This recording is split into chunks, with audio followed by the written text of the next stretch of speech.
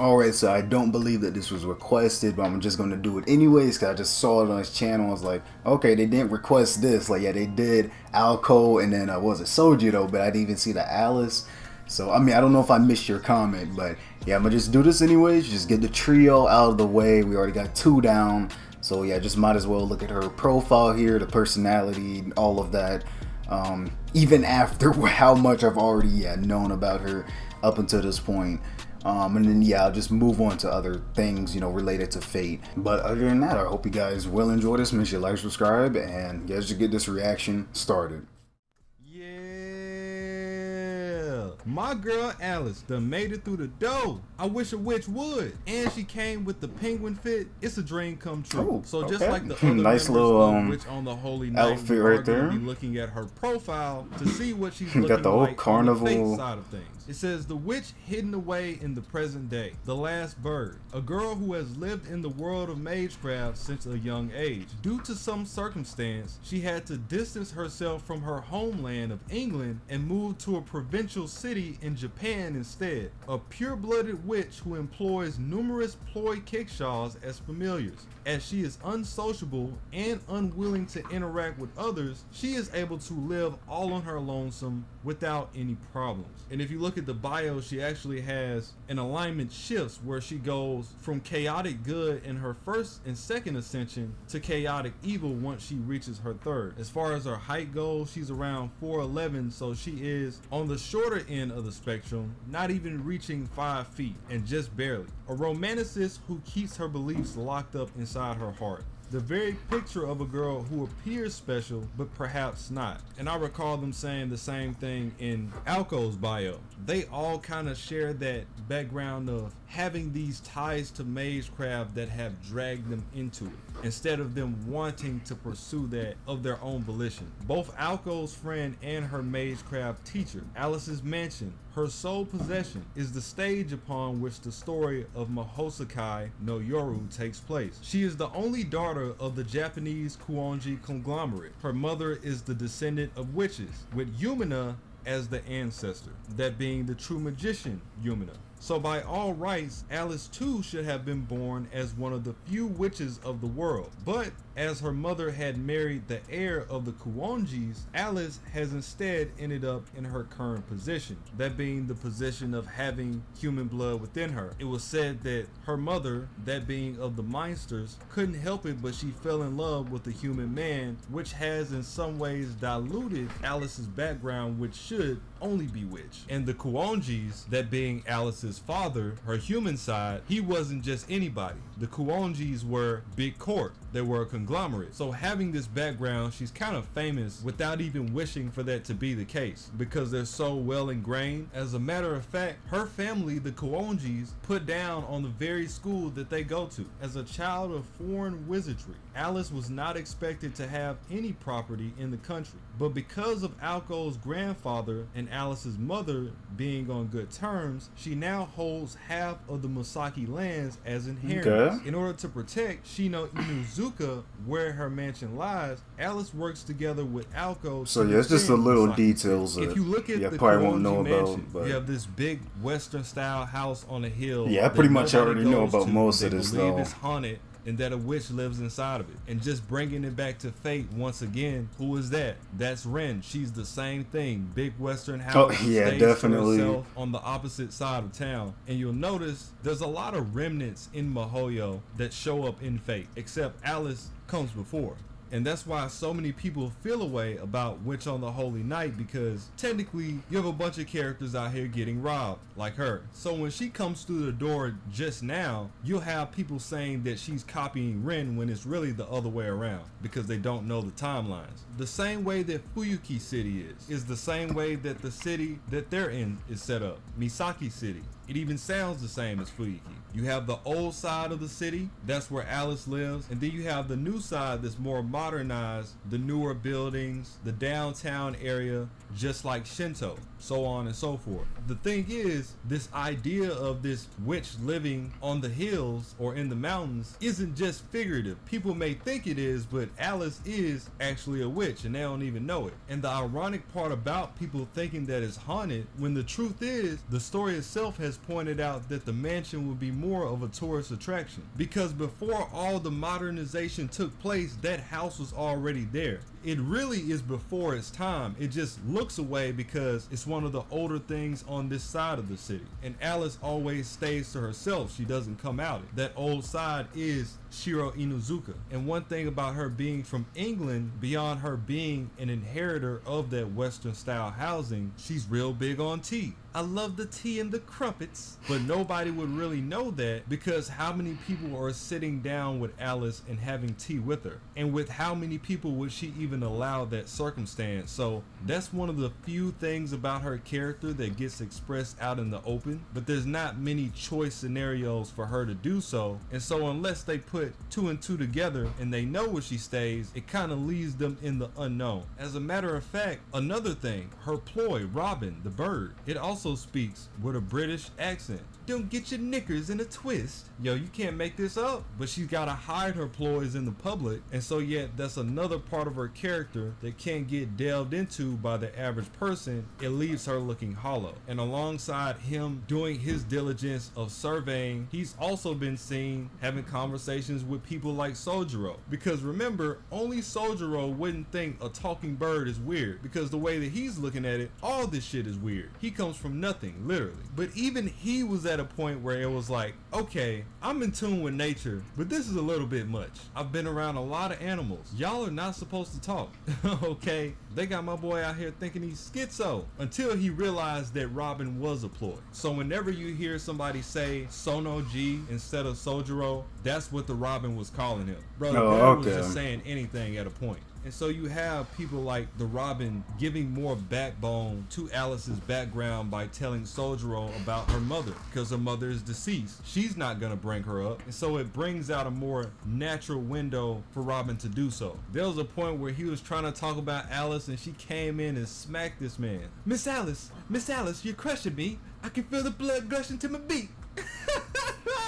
Do not listen to anything the bird says. I've seen people try to say that it shouldn't be there, even though it plays a huge role in the gravity of the things certain characters know. Robin was the one that gave us a lot of extra depth about the ploys, because he's also a ploy, so he knows what she's capable of. And since a lot of these ploys have been passed down, he's technically more familiar with some things than her because she's still on her natural lifespan. She is a Wonderland witch who creates ploy kickshaws. Though their initial familiars went by different names, ever since Alice's mother, as well as Alice's mother's mother, took a liking to the fairy tales, such as Mother Goose, they have been giving their familiars names and abilities similar to nursery rhymes.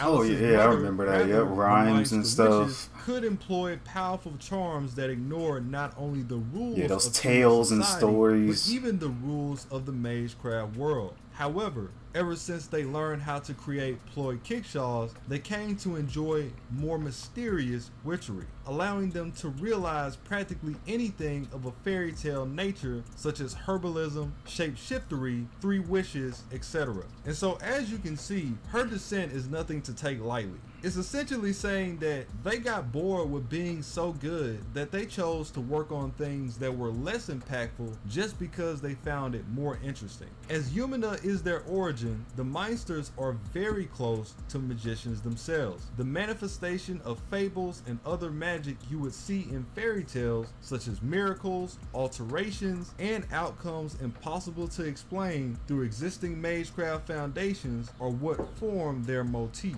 protecting fantasies from the laws of physics and utilizing them through the means of the 5th canonical factor, or in other words, true ether, that being the magical energy from the Age of Gods. For her personality from the outside looking in, unemotional, uncaring, unexpressive, her aura of unapproachability surpasses even that of Alco. She is misanthropic, loathes anything rowdy, and holds the stance she will leave the room without a word if there is something she feels is unpleasant. Though that's not a stance she holds because she is truly inexcitable at heart, but because that's how witches are supposed to be. Having kept herself in control for so long, Alice does not realize that at her core she is pleasant, full of curiosity, a bit short-tempered, as well as slightly sulky. Occasionally, these kind of girly mannerisms can be glimpsed through the gaps of her icy mask. She never intends to harm commoners, but should they get in her way, she eliminates them as if plucking a flower. In that sense, she is extremely proactive. Alice apathetically ignores most things, but should anyone meddle with her pride, her witch nature, and her mansion, then she will reprimand them straight up, or perhaps even eliminate. So just don't mess with her, basically. The thing basically. with her, she has taken up this mantle of being a witch. She does enjoy this newfound lifestyle of having her friends around, and if you know what's good for you, you might want to keep it that way, maintaining good relations with Alice, because once you get on her bad side, it's t-shirts for everybody. You get put on a t-shirt, he gets put on a t-shirt. Looking at some of her skills, we have territory creation at an A rank. Unlike Alco, I like the diss there, her workshop creation is of the first class. Item crafting at an A rank. Yet again, unlike her. Wait, hold on. Why do they keep throwing Alco under the bus? Her item crafting is of the first class. You know what's funny? I feel like this is an ode to them always trying to one-up each other. Because once they're around each other and they start to get bored, a lot of the times that's what they tend to do. Lore defense B rank. Special defensive attribute. Modern weapons cannot harm monsters. For only methods of harm that exist within folklore may have any effect. Has damage cut against all attacks outside of Phantom. Lore Wow. defense. So unless you're an otherworldly being, you might as well not even try to approach her on a regular front. And this is kind of natural considering all the things that she has, but I'm surprised that they gave her a skill for it that's so clear cut. Modern weapons can mean a lot of things. That means nothing will work against her. Not a car, not a plane, not bullets, rockets. She would just eat that. Then she has things to deal with it even if that wasn't the case. So that's a crazy skill to have. Then we have the personality on the inside. She has a pessimistic and philosophical outlook on life, though for what it's worth, she is not adverse to the ways of man. Even if perhaps Alice sees the gossip of her schoolmates as something meaningless that does not concern her, she does not scorn it. She has discerned that it surely has some kind of meaning to them. However, she dearly treasures the memories she has of her mother when she was alive. The reason why Alice is closed off is because she does not want anyone else to besmirch those memories. And while she herself endeavors hard to be a witch, as explained prior, her true nature is the same as any ordinary girl. Alco is special to her, both her sister in arms as well as her accomplice. As Alco is her very first friend, Alice both respects her and values her company. She sees Soljiro as a strange person. That said, he's not unpleasant, so she may as well wait and see how the situation just say he's a friend. Basically. Also, Oh no. She has an unusually intense streak of possessiveness. She is extremely afraid of losing things or being betrayed by the people. Yeah, and that's going back to the mother. She refuses to part with anything that is hers, and this is not something she just feels on the inside, but something which is clearly displayed by usual behavior. Her sense of humor is absolutely dreadful. Then we get into the other half of her kit. We have Yumina at a C rank. Of the Meister lineage, Alice does not have any guts as part of her active skill repertoire. But if she does revive through some application of it, practically all wounds on her body are healed. Oh, like Alice literally cannot no die guts. except under very specific conditions. She is unkillable else? by acts of harm that use animosity, fear, chance, or nature as their driving force. She will resurrect no matter how badly she is injured. However, the one thing this unkillability does not trigger from are acts of harm motivated by love. You are my friend. And then for the rest of her skills, you have a slight descriptions of some of the kickshaws that she has in her arsenal. Again, all of these are playing poem nursery or something, rhymes. They're a playing rhyme. Poems. And so when she brings these out, that's what's being put into effect. Diddle diddle, playing on the idea of the fiddle and the violin being the same concepts. And that's exactly what you see. She places it into the immediate area where she is, and she starts to actually make things come to light. She did this at the abandoned amusement park in the story. Things that had been completely inanimate objects before were starting to move around, were starting to make attacks as long as she has time to set it up. But that's just the thing, having the time to do so, and also it has to be reestablished every time she goes into battle. In the event that she does get it off, it's a bounded field, so it's like a field spell in the sense that it's boosting her up while she's in it. And then it makes the other ploys that she already has even stronger. So Tim's troll is based on the poem The London Bridge is Falling Down. But in this case, the troll itself is created from those very words. It's based on the idea of the bridge falling down and has reconstructed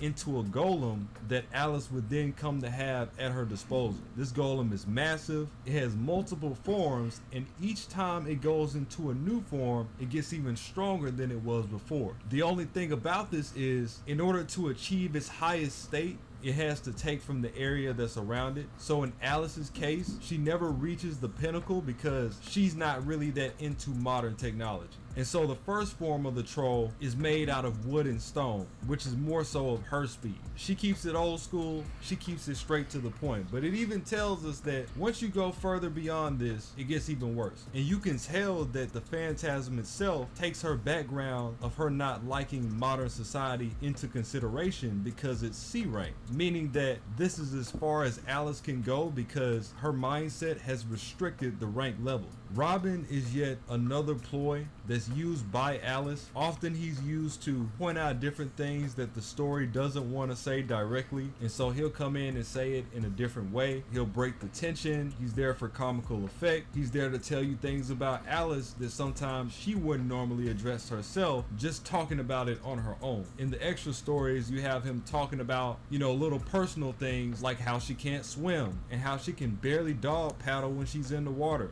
She can't do a push-up. She struggles to do those. Can't even ride a bike. Like, he was not really a single one. You got her. no. When she goes to gym class, she's just sitting around and watching everybody. See, look, that's why. Because, there's always those people in gym that did nothing at all. It was like, you know what? I'm gonna come to gym. I'm just gonna not work out at all. Nah, she gotta go on that grind. A lot of people here that are like that. Y'all got something in common. And this is the thing with Alice, and that's also the reason why she has the name in the first place, is because her entire character centers around this Alice in Wonderland motif, but takes it to the next level, where everything that she does using these ploy kickshaws, these conceptual spells, are a manipulation of the things that are around her, or even giving form to things altogether. And she's supposed to have at least 30 of these by the time that the first story takes place. And that's not to say that she can't have more later, because we already know that some of them she made herself. The others come from her being that true magician descendant. And when it comes to these kickshaws conceptually, they might as well be reimagining the world in their own right, considering what they do.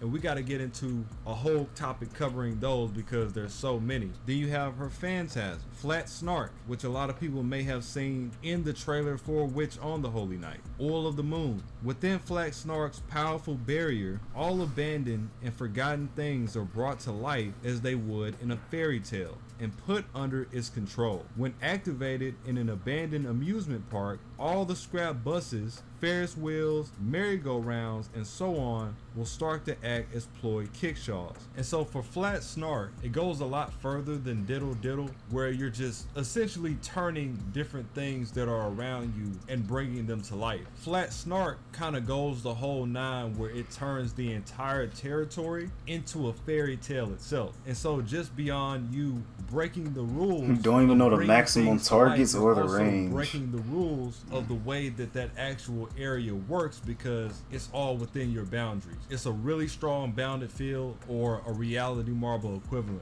The Great Three is a term that indicates the three of the mightiest ploy kickshaws that Kuonji Alice inherited from her mother, as they are capable of plastering an Age of God texture on top of the present. The Mages Association sees them as a more expensive, precious, and massive than whole kingdoms. And that's huge. Being that she's one of the only descendants that we know of, she's one of the only people that has this. So you can say that just Alice existing is an asset to the mage world, unlike nearly most of the people that we've come to know now. A lot of these people are expendable. Then you have her Hound of the Rose, or in other words, her Wonder Snatch. Both of these being A+ and anti-unit, by the way. The largest and greatest among the monsters that Kuonji Alice can reproduce. It is a barrier of thick fog that covers a whole mountain or a city. Named in imitation of Bandersnatch, an original monster of Lewis Carroll that appears in his stories. stories. Beasts appear alongside the thick fog, bearing sharp fangs and deep red claws. Hounds and lizards, in this case dragons, bearing claws red like blood, are only barely visible through the white fog.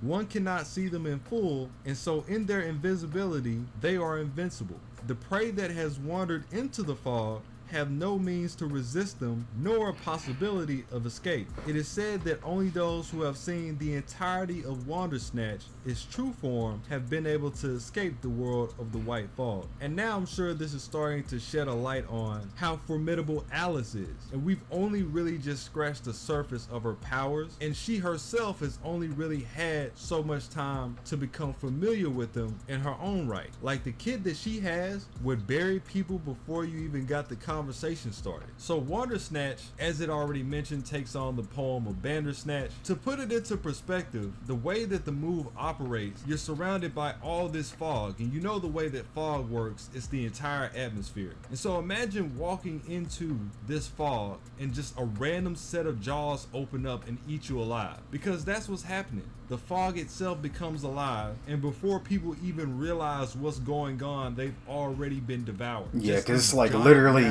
just surrounding you. I mean, the very nature of the thing, just like right there. The best moves in her set are the closest examples that we have to that true magic, and you can already see how impressive they are. She's on down the line, and they still maintain such level of potency. So just imagine what's coming out of the real thing. And then you have her Bond CE, which is a little different from the other two in the sense that it's a little more cryptic. Instead of just telling you what it is, they actually give a poem that refers to Robin, the same blue Robin that appears in the story alongside Alice. That poem being Who Killed Cock Robin, where the audience is supposed to figure out who's the actual culprit behind the bird going missing, when all these different people are saying that they did it. Well, in this case, in her CE, it's a flip of the witch that Robin used to be with, because he is fake, so he would have to be modeled after the real thing. She killed her bird in a metaphorical sense, and I don't mean she put it down by her actual hand, but by him being around her, he ended up meeting his end from being attached to her, and she's kind of taken aback by the idea and giving a tribute to that.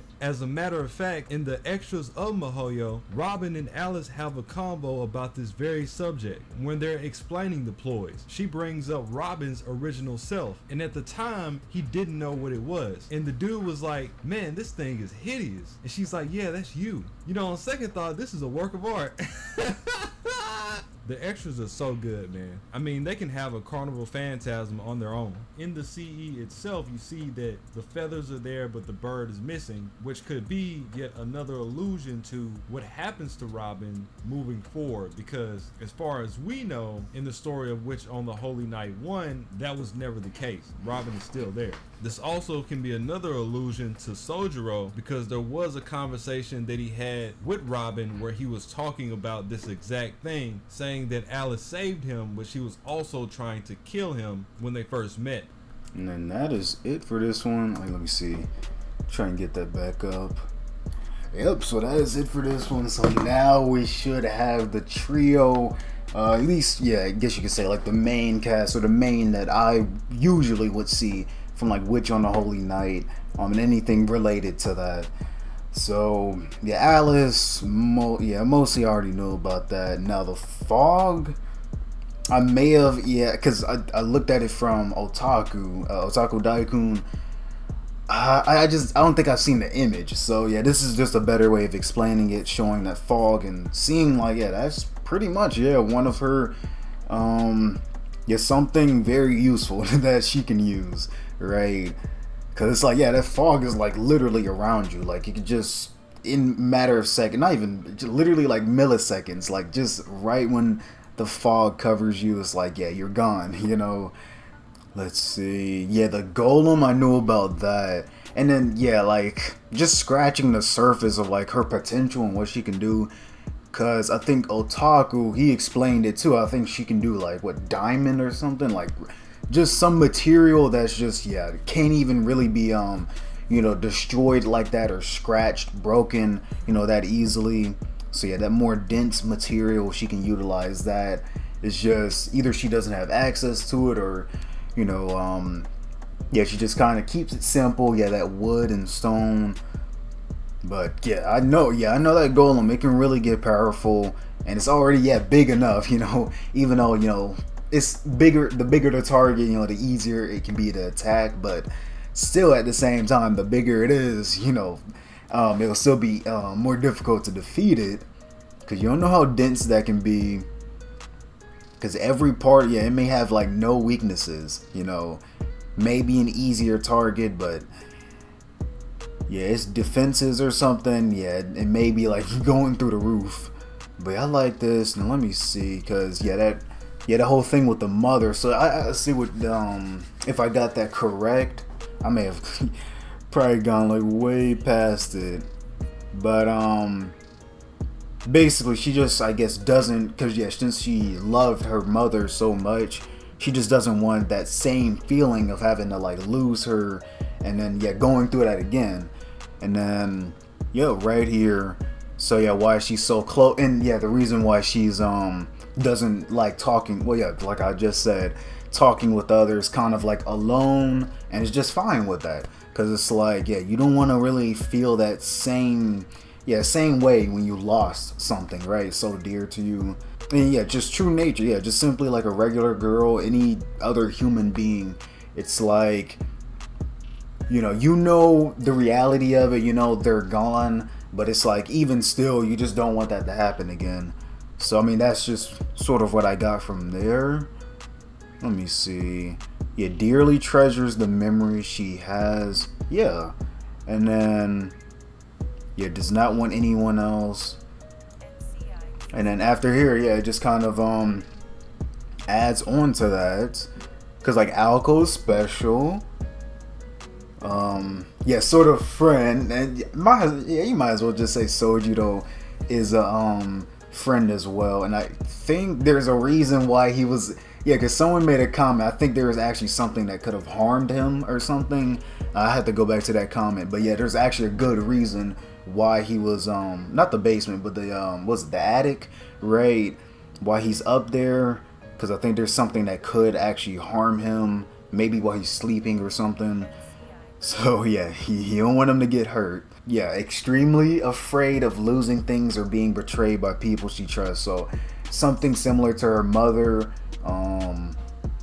It's like someone that she trusts, but then it's like get betrayed. Definitely not the mother though, but someone else completely different that she may have loved or cared about so much, and then just get betrayed. And it's like, well, here we go, back to square one. I'm just feeling the same way, just like a while ago.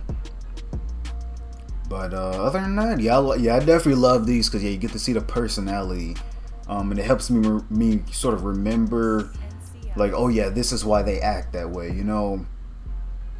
because most of the time, that's really all you need. Just like get a little bit of their backstory, know about their personality, and then pretty much you just got their whole character figured out. And it just depends. I mean, I just got it figured out because I've seen this plenty of times, or watched it kind of happen. Like someone dear to you, they're gone, and you don't want to feel the same way again, so you just close yourself off. It's just the, I guess, typical thing, at least what I would see in like fiction or other like movies. So she's definitely very powerful. I actually forgot about that whole thing. So no bullets can harm her, no car. I'm like, okay, hold up. Like, not even if you like just completely driving that thing and then try and just ram into her, like, I guess that just won't work. It does not matter. So basically, in a way, just the common things, if I can, because I don't even know if I can find that. I don't remember what that was, because I was thinking about other things. Actually, oh, you know what? It's right here. The lore defense. Unless you're just crazy strong, like just some entirely different being, I guess, like from what Tsiah said, like, you're really not doing much, but I guess I'll just end this off here. I already seen, this is like what, my third, fourth time hearing about Alice and what she can do. But actually, let's just end it off here. I don't know, Fate, they just got the best scenery, the best backgrounds. It just really be very detailed. and I just love it sometimes. Mostly all the time. But other than that, I guess that's about it. So, yo, if you guys did enjoy, make sure you like, subscribe again, and y'all just see you guys in the next one.